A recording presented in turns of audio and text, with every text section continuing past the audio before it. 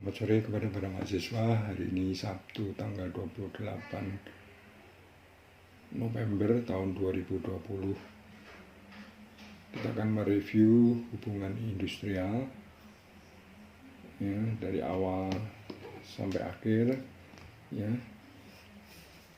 Tapi sebelumnya saya ucapkan Assalamualaikum warahmatullahi wabarakatuh dan salam sejahtera bagi kita semua. Hubungan industrial ya, kalau kita melihat perkembangannya sebenarnya bukan hubungan ya yang berdiri sendiri, tetapi hubungannya itu ada banyak ya, mencakup bidang-bidang yang harus dicermati juga, bahwa perkembangan permasalahan ya dalam pekerja dan pengusaha itu saling terkait, sehingga harus adanya campur tangan pemerintah.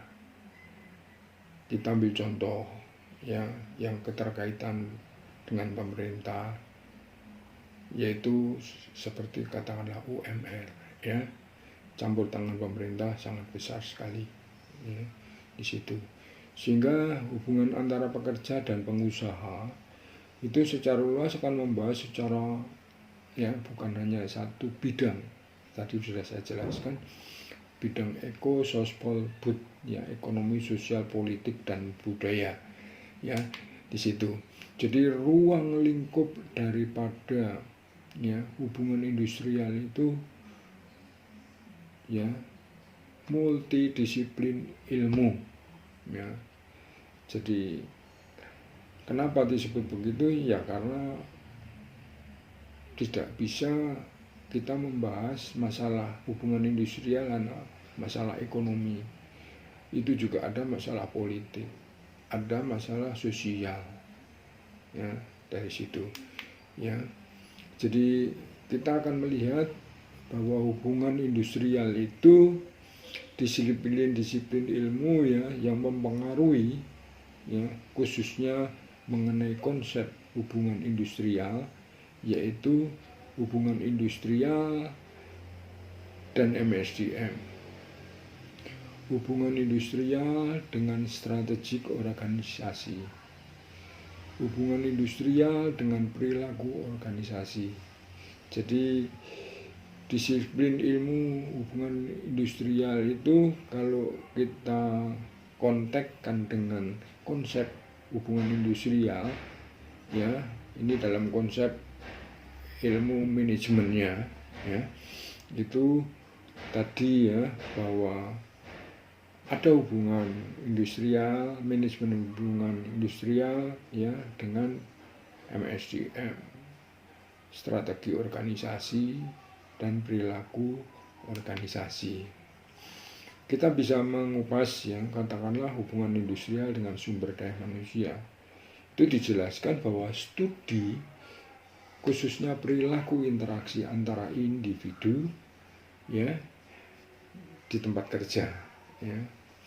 Tujuan MSDM adalah menciptakan organisasi yang lebih produktif ya, khususnya ya bagi peningkatan produktivitas, efisien dan kompetitif ya. MSDM itu dipandang sebagai tantangan bagi keberadaan dan operasi serikat pekerja. Nah, di situ. Jadi itu hubungannya antara hubungan industrial dengan manajemen sumber daya manusia, yaitu meningkatkan lebih produktivitas, efisiensi dan kompetitif ya, itu. Sedangkan hubungan industrial dengan strategi organisasi itu kita melihat bahwa struktur organisasi biasanya sesuai dengan strateginya.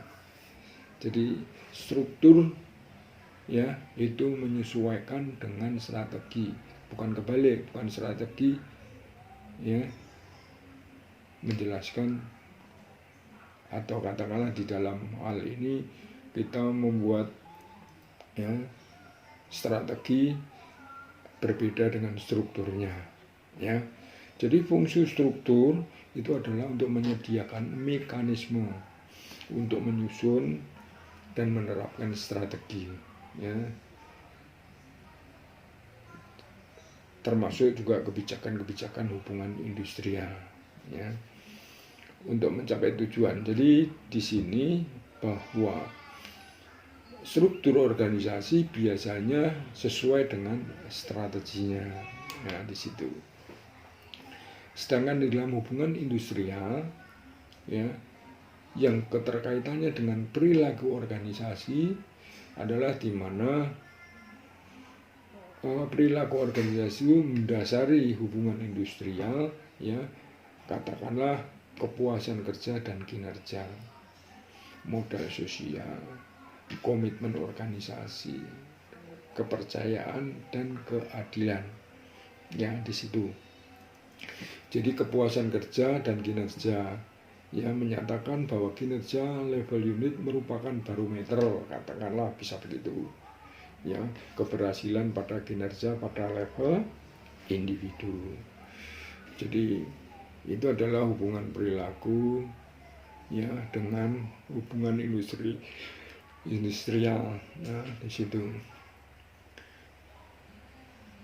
Selanjutnya bahwa di dalam hubungan industrial, ya, itu mempunyai peran serikat pekerja yang sangat penting, ya, karena di dalam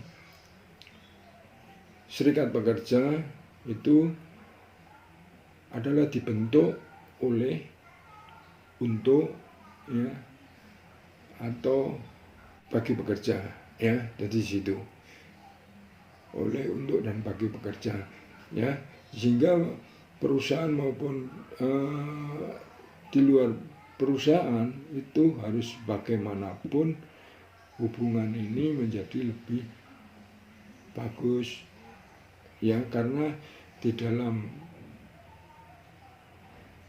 organisasi, ya, serikat pekerja itu harus saling memberikan informasi, baik keluhan maupun saran dari perusahaan maupun dari karyawan, ya. Jadi serikat pekerja bersifat bebas, terbuka, mandiri, ya, demokrasi dan bertanggung jawab.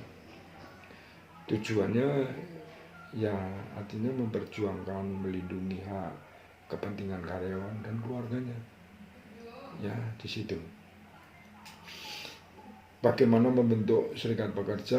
Undang-Undang Nomor 21, ya, tahun 2000 tentang serikat pekerja.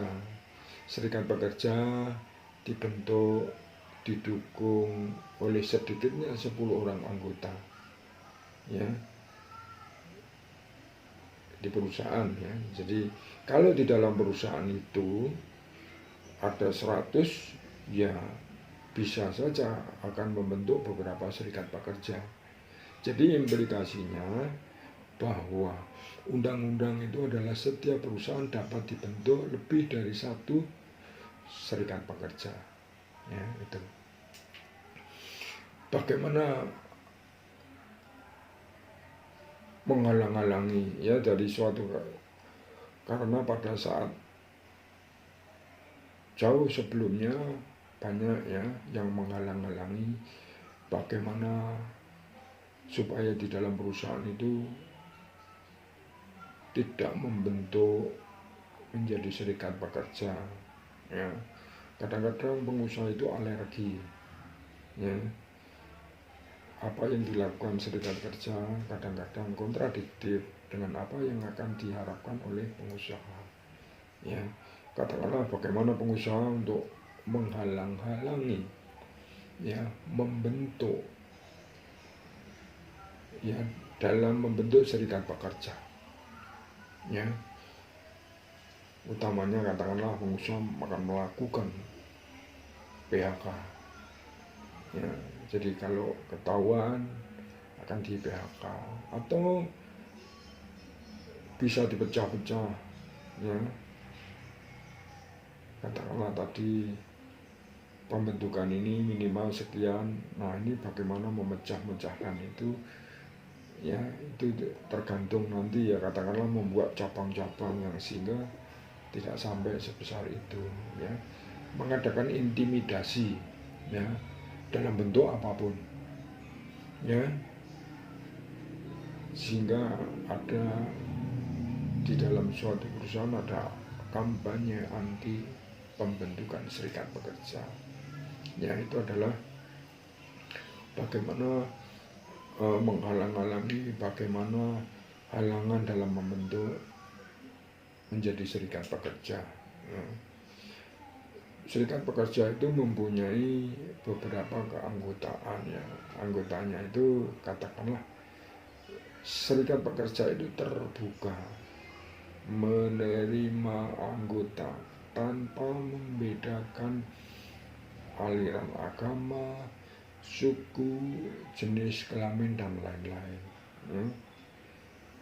Seorang pekerja tidak diperbolehkan, ya, menjadi anggota lebih dari satu serikat pekerja, ya. Situ karyawan bekerja sebagai pengurus, ya. Ya, karyawan atau pekerja baik sebagai pengurus anggota, ya, diberhentikan dari serikat pekerja, tetap harus bertanggung jawab atas kewajibannya yang belum terpenuhi, ya. Meskipun dia sudah keluar, tapi tanggung jawabnya harus dijalankan. Jadi di sini serikat pekerja itu terbentuk, ya, harus dilaporkan, ya, secara tertulis kepada pemerintah, ya. Itu adalah keanggotaannya, ya. Sekarang kita bisa melihat, ya, ini tadi adalah review bagaimana serikat pekerja atau hubungan industrial yang telah kita pelajari.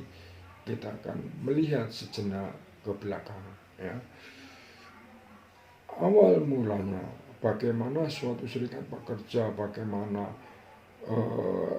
terbentuknya ini, ya, kita sebenarnya mulai dari penduduk, pendidikan, dan lain-lain, ya. Ya, karena serikat pekerja itu didasari atas satu, ya, tenaga kerja, ya, atau penduduk. Karena tenaga kerja itu adalah bagian daripada penduduk, angkatan kerja dan tenaga kerja, ya.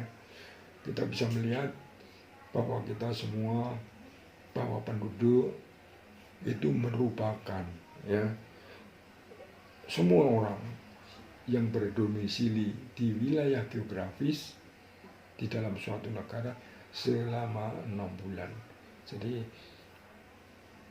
di dalam hal ini adalah semua orang yang berdomisili di wilayah geografis di suatu negara selama 6 bulan atau lebih, dan mereka berdomisili kurang dari 6 bulan tetapi dengan tujuan menetap, itu juga bisa, ya. Tuh. Yang tadi kita melihat, ya, grand secara garis besar adalah penduduk. Kita turun ke bawah adalah pekerja, orang yang mempunyai pekerjaan, ya. Pekerja itu orang yang mempunyai pekerjaan, mencakup, ya, pekerjaan atau memang sedang bekerja, orang yang mempunyai pekerjaan, atau sementara, ya, waktu kebetulan sedang tidak bekerja, itu namanya juga pekerja, ya, di situ. Sedangkan tenaga kerja adalah setiap orang yang mampu melakukan pekerjaan guna menghasilkan barang dan jasa, ya, guna memenuhi kebutuhan baik sendiri maupun masyarakat. Itu tercermin di dalam Undang-Undang Nomor 13 tahun 2003, khususnya tentang tenaga kerja dan angkatan kerja. Ya, kita tadi sudah review tentang tenaga kerja, sekarang adalah angkatan kerja yang lebih mendalam lagi, menjadi modal utama pembangunan nasional, ya, bahwa jumlah angkatan kerja yang berlimpah, ya, laju pertumbuhan yang cepat justru akan menjadi masalah pokok, ya. Jadi angkatan kerja yang berlaju tumbuhannya dengan cepat, ya, namun penyerapan tenaga kerja kurang, itu akan berdampak, ya, di situ. Kita juga sudah melihat, ya, tenaga kerja itu kalau kita rumuskan adalah angkatan kerja plus bukan angkatan kerja, ya. Bukan angkatan kerja itu siapa saja orang yang tidak bekerja, tidak punya pekerjaan, tidak sedang cari pekerjaan, ya. Katakan anak SD, SMP kan tidak sedang mencari pekerjaan, ya, itu adalah bukan angkatan kerja, ya, adalah tenaga kerja, ya. Jadi secara rumus bahwa penduduk itu adalah tenaga kerja plus bukan tenaga kerja, sedangkan tenaga kerja adalah angkatan kerja plus bukan angkatan kerja, ya. Sedangkan angkatan kerja itu pekerja dan pengangguran, sedangkan bukan angkatan kerja itu seperti pelajar, siswa, mahasiswa, ibu rumah tangga, ya, dan lain-lain, ya. Itu rumusan, ya, khususnya penduduk. Gitu. Permasalahannya apa? Kita bisa melihat di Indonesia, ya, dengan tingkat pengangguran, ya, yang tinggi, tingkat pendidikan, penyebaran tenaga kerja yang tidak merata, ya, meningkatkan nyawa kerja, ya, angkatan kerja, mutu kerja yang rendah, itu menjadi permasalahan-permasalahan yang ada di Indonesia, ya. Bagaimanapun, ya, permasalahan-permasalahan itu harus segera diatasi, ya, itu. Jadi kita tadi sudah melanjut ke penduduk, angkatan kerja, dan ini. Nah, sekarang kita kembali kepada hubungan industrial, ya. Di dalam hubungan industrial, ya, awalnya adalah adanya perjanjian antara pekerja dan pengusaha, ya. Itu adalah yang berperan sebagai peran dan fungsi bipartit, ya. Lembaga bipartit di sini adalah forumnya komunikasi dan konsultasi, musyawarah antar wakil pekerja dan wakil pengusaha, ya. Bagaimanapun, untuk berbicara dan membahas masalah-masalah hubungan industrial itu pada kondisi kerja pada umumnya. Jadi kita tidak berbicara pada spesial atau khusus, ya, situ. Ya, kita akan bisa melihat peran bipartit. Peran bipartit, ya, dalam hal ini adalah tadi sudah dijelaskan, menampung, ya, menyalurkan aspirasi, menampung, menyelesaikan keluhan, ya, mempersiapkan bahan, ya, perjanjian, ya, PP atau PKB, ya, dan sebagainya, ya. Itu adalah peran daripada organisasi bipartit. Tadi sudah dijelaskan bahwa bipartit itu hanya menampung, menyalurkan menampung, menyelesaikan keluhan, ya. Tidak ada negosiasi. Khusus untuk negosiasi adalah diperankan oleh tripartit, ya, di situ. Penyelesaian keluhan, ya, menampung aspirasi pekerja. Pekerja biasanya enggan menyampaikan. Ini menjadi masalah yang kontradiktif karena sebenarnya hubungan antara pekerja, ya, dengan pengusaha itu harusnya lebih kental, ya. Namun di sini kadang-kadang kalau pengusaha lawan satu persatu dengan pekerja itu ada rasa yang kurang percaya. Oleh sebab itu adanya perwakilan, katakanlah, ya, dalam menyampaikan saran atau pesan itu, ya, tidak langsung, katakanlah lewat perwakilan dari bipartit, ya, katakanlah lewat serikat pekerja, ya, karena kalau lewat satu-satu itu, ya, akan menghabiskan waktu dan tenaga bagi karyawan. Ya, kadang-kadang juga karyawan yang tidak bisa berkomunikasi dengan baik akan menjadi permasalahan, ya, itu. Di dalam bipartit, ya, itu juga di satu sisi fungsi daripada bipartit di sini tergantung dari komitmen pengusaha, ya. Jadi bagaimana meningkatkan kualitas kesejahteraan pekerja, ya. Jadi peran lembaga bipartit itu, ya, untuk menyelenggarakan, ya, mempunyai peran yang sangat berarti bagi pengusaha yang menyelenggarakan berbagai program kepelatihan, ya, program koperasi, program pelayanan, itu semua juga untuk mendukung, ya, pengusaha dan karyawan.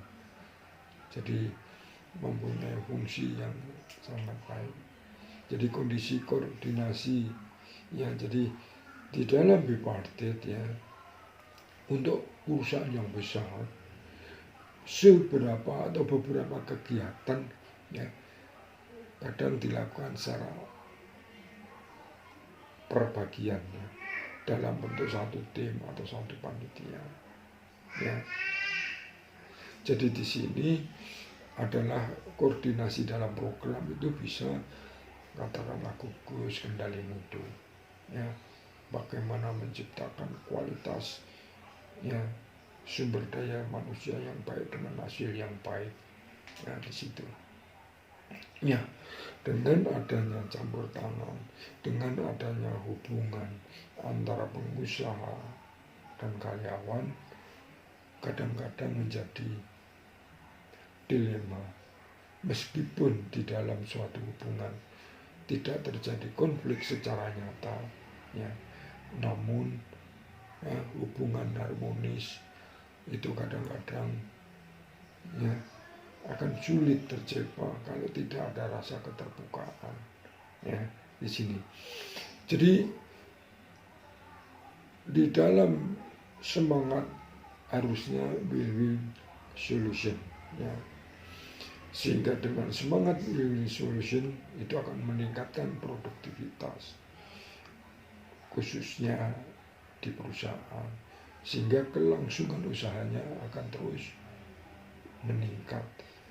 Dan dampaknya adalah menuju kepada kesejahteraan pekerja dan pengusaha juga, ya, itu secara review khususnya di dalam konflik, ya, di dalam hubungan industrial, ya, khususnya di Indonesia, yaitu hubungan industrial Pancasila itu dipengaruhi dari berbagai secara ideologi kerja, yaitu bisa dari liberalisme, komunisme, ya, pada zaman-zaman dulu, ya, semacam pergerakan menjelang kemerdekaan ya setelah kemerdekaan, ya itu nyatanya juga masih ada, ya itu pada masa pergerakan katakanlah serikat pekerja juga dipengaruhi lebih besar ya arah sosial politik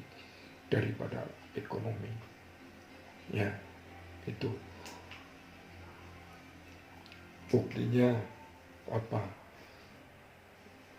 tuntutan-tuntutan, ya itu kan bukti adanya ya sosial politik lebih besar daripada ekonomi, adanya pemogokan dan lain-lain, ya itu merupakan dampak daripada sosial politik, ya itu ya kita bisa melihat bahwa posisi sumber daya manusia ya dalam sistem perekonomian tadi sudah dijelaskan, ya sisi perekonomian yang itu juga mengandung yang pada saat awal-awal adalah perekonomian kapitalis, ada juga perekonomian sosialis atau komunis, dan di satu sisi yang dalam hubungan dengan perekonomian di Indonesia yaitu perekonomian Pancasila.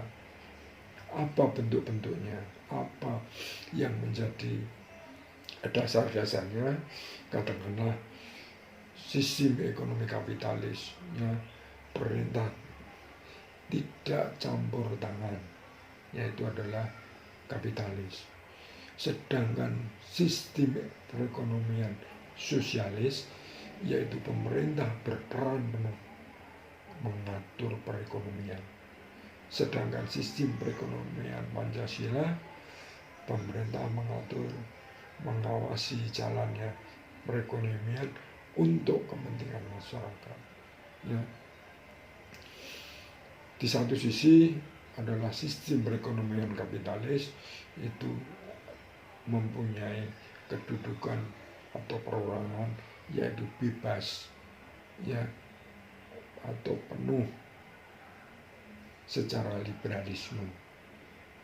Sedangkan perekonomian komunis tidak bebas, yaitu tidak mengenal istilah individu, ya. Sedangkan di dalam sistem Pancasila, perekonomian Pancasila bebas terpimpin dalam batas-batas yang ditetapkan, ya. Hubungan kerja bagaimana? Ya di dalam sistem perekonomian kapitalis itu didasarkan atas kontrak kerja, upah sesuai dengan kekuatan pasar, ya sehingga saingan impersonal akan banyak muncul. Sedangkan di dalam perekonomian sosialis yaitu ditentukan dan direncanakan oleh negara, ya manusia hanya alat produktif. Itu perbedaan. Sedangkan yang perekonomian Pancasila itu berdasarkan hubungan manusiawi, upah disesuaikan dengan KFM, ya jadi ada hubungan. Di satu sisi untuk kapitalis terjadinya persaingan, ya di dalam komunis itu terjadi adalah manusia sebagai alat produksi. Sedangkan di dalam perekonomian Pancasila manusiawi, ya upah ditentukan sesuai dengan KFM. Jadi dalam hal ya peran daripada perekonomian pada zaman dulu yang pada masa-masa perang ya dipengaruhi oleh politik ya lebih banyak, ya maka hubungan industrial lebih banyak dipengaruhi masalah sosial politik dari ekonomi daripada sosial ekonomi. Setelah kemerdekaan pada periode 50 tahun di bidang politik lebih menonjol. Indonesia melaksanakan demokrasi parlementer, ya yang dilandaskan atas demokrasi liberal. Maka dalam hal ini hubungan industrial tidak luput dari pengaruh sistem politik. Ya. Kita sudah menjelaskan ya mengenai perekonomian liberal, perekonomian komunis, ya, perekonomian Pancasila. Apa dasar dari perekonomian Pancasila? Ya, tujuan, ya, landasan dan lain-lain. Ya, tujuannya adalah mensukseskan pembangunan, ya, untuk mencapai masyarakat adil dan makmur. Ya, di sisi ikut melaksanakan ketertiban dunia berdasarkan kemerdekaan dan keadilan sosial. Ya, itu adalah tujuan daripada Pancasila, perekonomian Pancasila. Selanjutnya adalah menciptakan ketenangan dan ketentraman kerja. Ya, terciptanya kerja dan ketenangan berusaha. Ya, meningkatkan kesejahteraan serta derajat dan martabat. Nah, di sini di dalam perekonomian Pancasila, ya, derajat dan martabat, ya, menjadi fokus juga. Ya.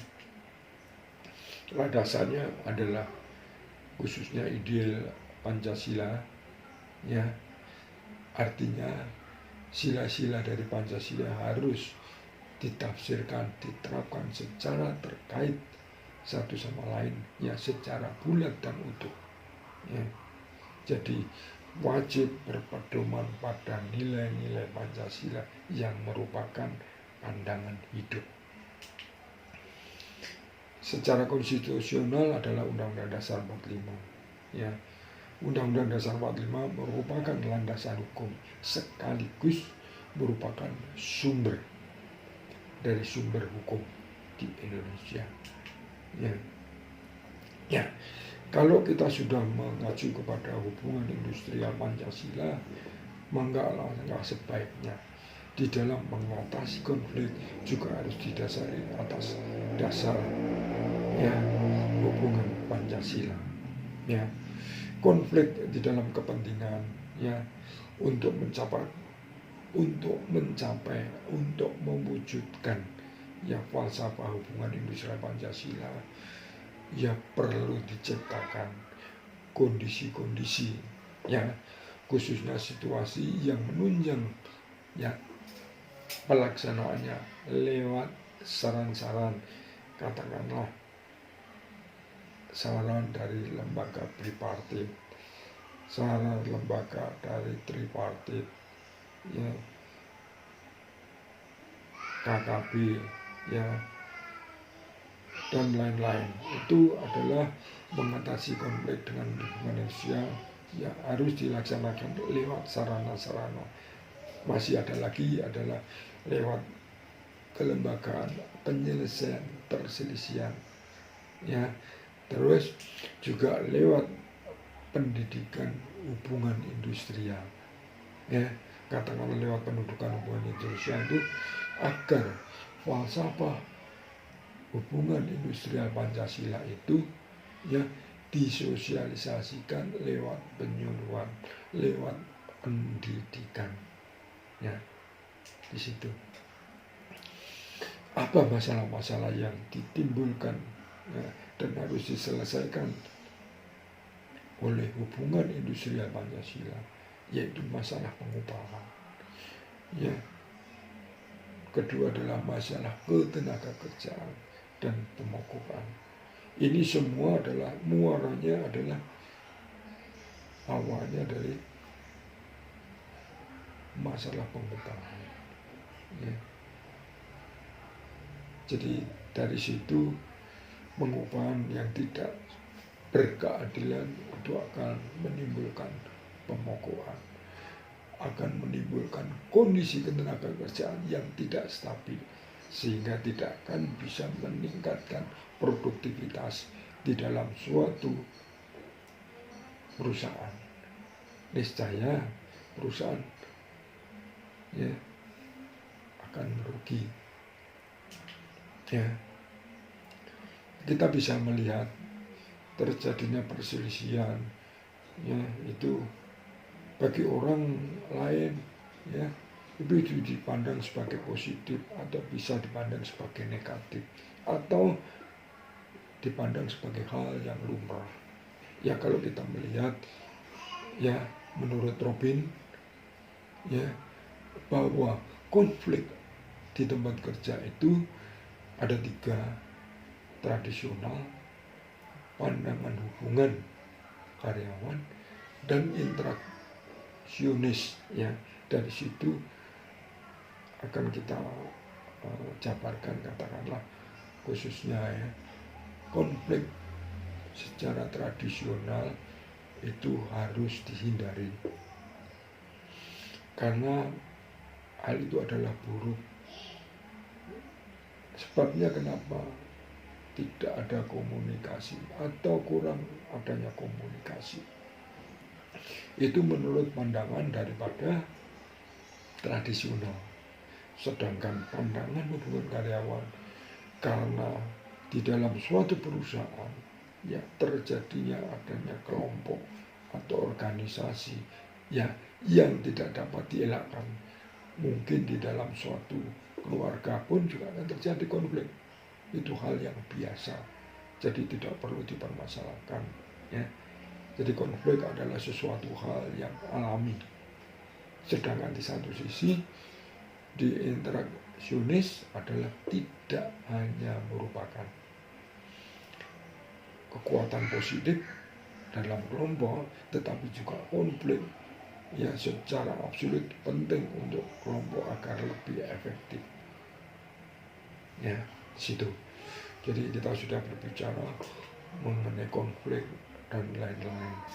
Sedangkan di dalam suatu perusahaan itu biasanya konflik itu bisa dibagi menjadi 4, yaitu konflik mengenai hak, mengenai kepentingan, mengenai selisihan antar serikat pekerja, dan yang terakhir adalah PHK.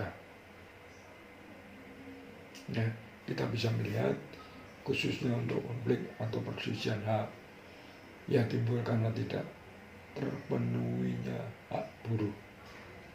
Ya, jadi di dalam hal ini apakah ya pengusaha ya dan pekerja itu mempunyai perbedaan pendapat ya atau perbedaan penafsiran terhadap ketentuan-ketentuan di dalam peraturan-peraturan perundangan, perjanjian ataupun peraturan perusahaan dan PKB. Ya, itu. Perselisihan kepentingan, perselisihan timbul karena adanya kelalaian atau ketidakpatuhan salah satu atau para pihak atau dua-duanya. Ya, dalam melaksanakan ketentuan normatif yang harus diatur dalam perjanjian kerja, PKB, PP atau perundang-undangan. Karena tidak ada kesesuaian pendapat ya, khususnya mengenai pembuatan atau perubahan syarat-syarat ya yang ditetapkan di dalam perjanjian. Ya, itu. Sedangkan untuk perselisihan atau konflik di dalam PHK timbul karena tidak ada kesesuaian pendapat mengenai pengakhiran hubungan kerja yang dilakukan oleh satu pihak atau salah satu pihak. Ya. Hubungan harmonis tidak akan ya hubungan tidak harmonis itu akan menjadi salah satu ya yang menghendaki untuk adanya pengikatan ya. Hubungan tidak harmonis ya menghendaki salah satu ya untuk tidak terjadinya ikatan-ikatan hubungan kerja. Dengan perselisihan antar pekerja di mana serikat buruh dan lain-lainnya dalam suatu perusahaan Ini dikarenakan adanya kesesuaian dalam paham mengenai keanggotaan, pelaksanaan hak dan kewajiban. Ya, mungkin ada saja iuran-iuran atau hak dalam menentukan atau hak di dalam mengambil keputusan bersama di dalam peraturan perusahaan, peraturan kerja bersama dan lain-lain. Ya, perselisihan antara serikat buruh itu dapat berakibat selisih antara serikat buruh pada umumnya, khususnya terkait anggota perwakilan. Ya, itu tadi sudah dijelaskan. Ya, sekarang kita bisa melihat bahwa di dalam hubungan kerja antara pengusaha karyawan, meskipun di dalam hal ini hubungan kerja dengan baik, tapi tetap di dalam hal hubungan kerja perusahaan dituntut demi keselamatan dan kesejahteraan dan kesehatan karyawan atau kesehatan pekerja. Katakanlah dalam hal ini supaya kita itu terhindar, kita harus tahu dari sumber penyebab, faktor, bagaimana mencegah dampaknya, khususnya bagi keselamatan dan kesempatan kerja. Tadi sudah dijelaskan sumbernya dari mana, penyebabnya bagaimana, itu. Kita bisa melihat hubungan kerja dan PHK. Sebenarnya di satu sisi PHK adalah pemutusan hubungan kerja, jadi perbedaannya antara hubungan dengan pemutusan.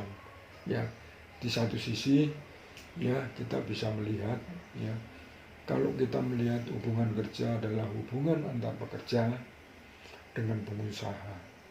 Ini terjadi setelah diadakan perjanjian oleh pekerja dan pengusaha.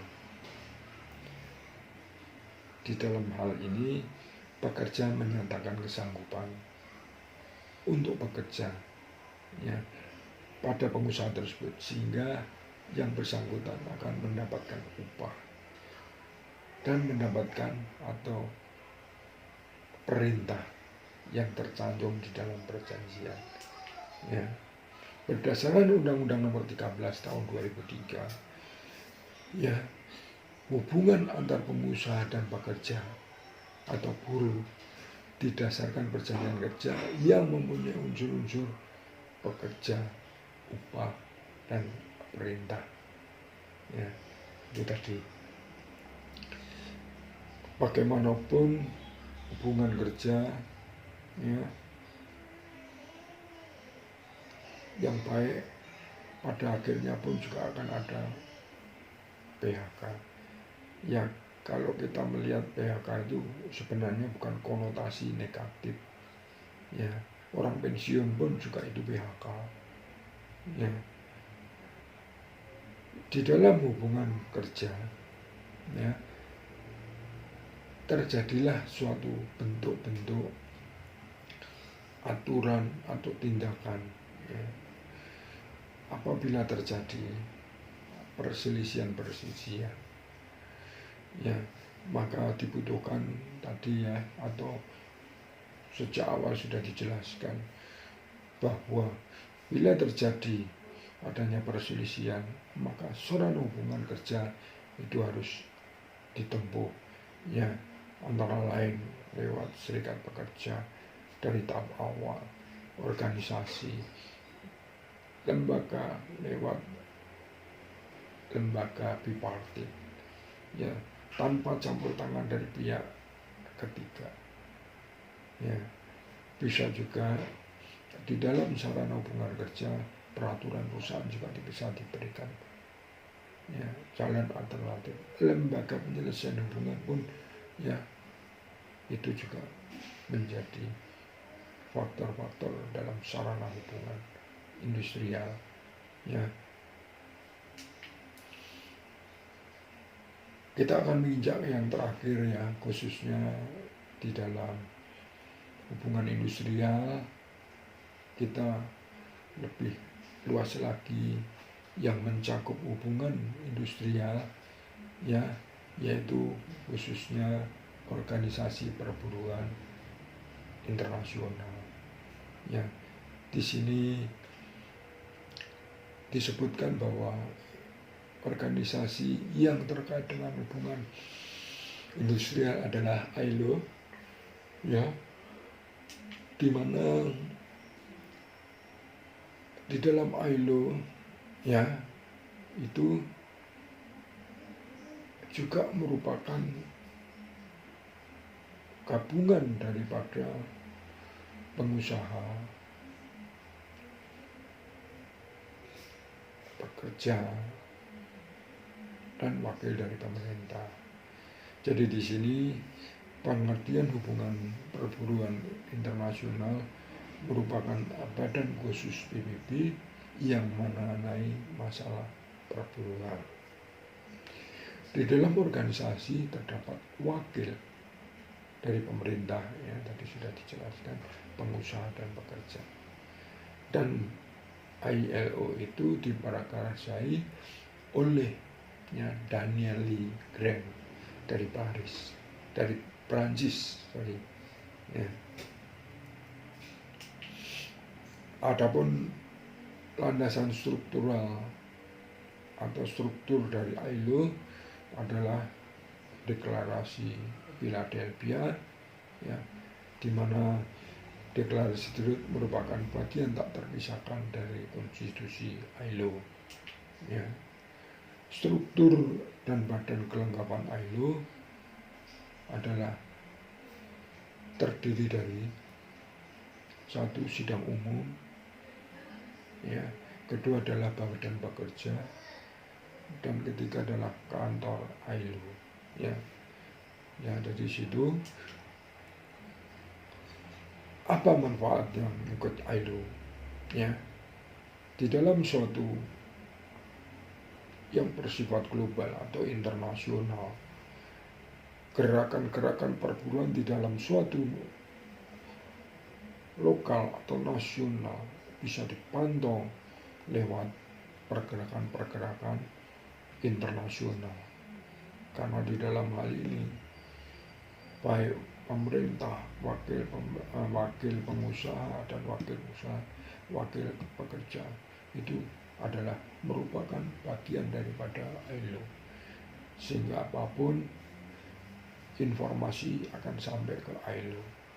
Ya, khususnya di dalam hal ini apa yang menjadi produk poin ya dari ILO adalah dalam bentuk konvensi dan rekomendasi. Artinya dengan bentuknya konvensi dan rekomendasi yang banyak diproduksi, banyak dihasilkan, itu menunjukkan bahwa ILO itu semakin aktif dan memperhatikan di dalam hal ini komitmen ya, atau kewajiban internasional terhadap suatu bangsa di dalam negara ya. Dalam kasus di Indonesia ya, kita bisa melihat bahwa produksi ratifikasi konvensi ILO itu dibedakan menjadi dua, yaitu produk dari Belanda dan produk dari Indonesia atau produk dari pemerintah Indonesia. Ya, apa produk-produk dari Indonesia Belanda? Kita bisa melihat konvensi nomor 27 mengenai pemberian tanda berat barang-barang yang diangkut dengan kapal. Ya, pada masa itu adalah kebanyakan pribumi ya yang bekerja pada pemerintah Belanda dengan sistem semena-mena, upah yang tidak layak ya. Ini dibawa sampai ke ILO ya, sehingga menjadikan konvensi ya, karena manusia di sini adalah bukan sebagai balang dagangan. Ya, di sini dianggap bahwa manusia mempunyai ya kemampuan terbatas, ya, sehingga mempunyai kekuatan yang bisa ditafsirkan. Jadi tidak hanya dikira-kira atau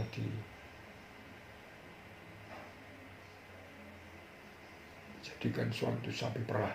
Ya. Konvensi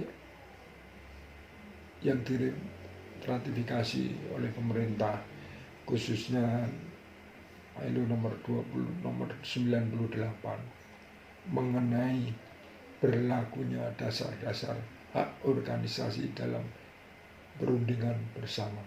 Ya, ini dulu akan kesulitan, ya, karena di dalam suatu perundingan biasanya karyawan yang selalu kalah. Maka hal ini dibawa oleh wakil daripada pekerja atau buruh sampai ke internasional. Ya, jadi itulah review khususnya hubungan industrial. Ya, maka pada kesempatan ini kami akan memberikan kepada saudara ya bagaimana menghadapi ujian akhir semester yang khususnya yang berhubungan dengan industrial Pancasila atau hubungan industrial. Ya, saya pikir itu. Jadi atau mau saya akan bacakan ya. Jadi UAS hubungan industrial itu kita akan informasikan atau beritahukan ya pertanyaan-pertanyaan. Pertama ya, tolong Anda catat isi perjanjian kerja bersama ya atau PKB pada dasarnya sama dengan isi peraturan perusahaan. Jelaskan persamaan dan perbedaan. Ya, itu yang pertama. Kedua, perselisihan hubungan industrial pada dasarnya dapat dihindari bila bipartit berfungsi secara efektif. Ya, coba Anda jelaskan dan beri contoh.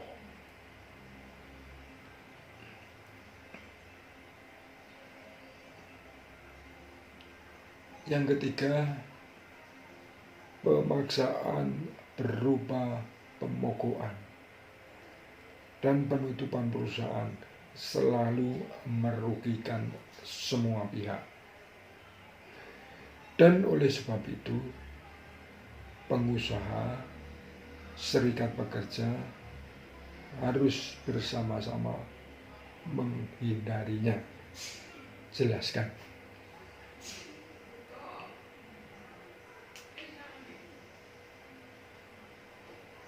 Ya. Selanjutnya yang keempat, jelaskan relevansi ILO dengan hubungan industrial, khususnya hubungan industrial Pancasila.